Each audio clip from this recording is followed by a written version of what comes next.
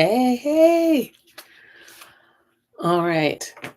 My goodness. I am a night owl, so I don't know how many of you out there are like me, but yeah, I've kind of always been this way. I know I have to get up early. I know when you're in education, you're up at the crack of dawn. I do get up at around 5:30, but I have to admit, I also usually don't go to bed before maybe 12:30 a.m.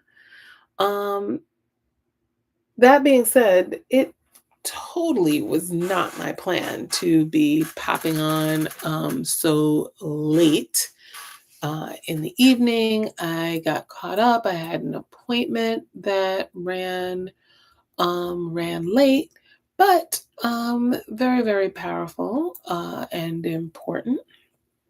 And so here I am. I know many of you will catch this on the recording later. Um, oh, I just realized that I do not have my um, sound device in. My mic, I usually use my plug-in earphones for that. Yeah, they are all the way over there. But I'm going to just pop and hop into it. So, welcome to Equitable Grading in STEM. This is based off of my planner. This planner is built for a 30-day transformation in your classroom to having more equitable grading practices. And we are at day 10, and this is the completion of the very first section of the planner. The first 10 days are dedicated to ensuring that your grades are most reflective of student knowledge, understanding, and growth. And as I said, the goal here is to align grading practices with student mastery, learning objectives, and growth. And so I want to just kind of recap what we've been talking about over the past 9 days and give you a chance to be truly reflective on where you are. I want to first start off with a quote, and I have several favorite Nelson Mandela quotes, but this one is: education is the most powerful weapon to change the world. And it is, right? And so the prompt I wanted you to think about, the reflection prompt, is: what changes within the past 9 days felt most necessary for you and why? And I realize that school's just starting, but it is important now to start to build in some of those changes to ensure that your class is the most equitable as it possibly can be. Why is it important to do a reflection like this? Um, Reflection is the bridge between what we intend and our actions.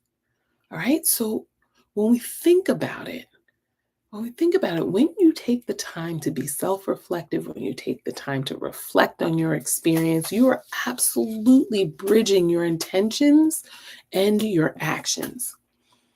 So, while yes, I would have loved for this to be an engaging discussion the past 10 days, we haven't had a chance to engage with anyone coming live. And I think that's partly because I haven't identified a clear time, because I'm still trying to figure out when is the best time, when are people most available to hop on.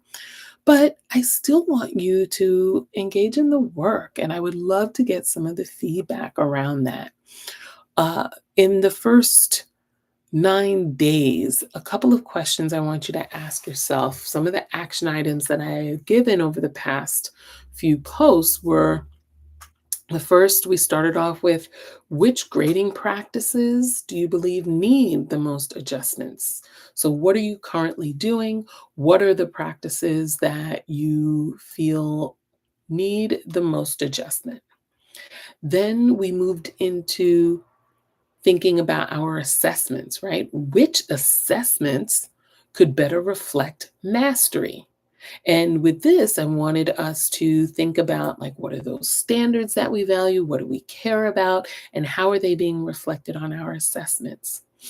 The next action item that we talked about this week were about our trackers and policies, right? So, which policies or tracking systems could you implement immediately? And that goes along with, again, how are you going to celebrate student growth when you now have aligned your assessments more carefully to those standards that you care about? How are you going to measure whether students progress towards your goals, right? Whether they master those standards. And even if they are closer to mastering it this week than they were last week, what are those ways that you will celebrate that?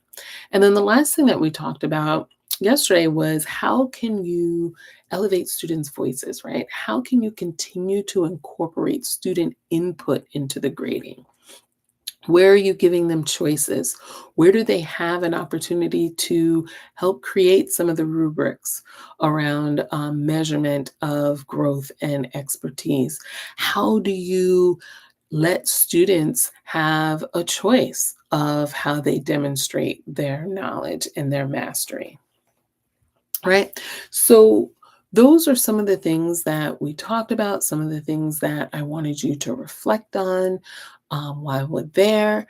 I want to thank you for sticking around for the past 10 days and for engaging in this first part of our 30 days of going live and trying to implement more equitable practices. I want you to remember that when it comes to equitable grading, it isn't about making things easier. It's about making learning visible, making it accurate, and making sure that the learning is meaningful. And that as we progress through this, you and I said it at the beginning, that it is really about one small shift at a time, right? You rewrite what is possible in your classroom. Every grade tells a story. So let's make sure that it's one worth telling. All right. I will see you tomorrow when we will kick it off in our next session that's focusing on reducing the influence of external factors on your grades. So we want to minimize external biases and circumstances that affect grades. So we're getting into a juicy part for the next 10-day segment. All right. Thank you. See you. Have a good night.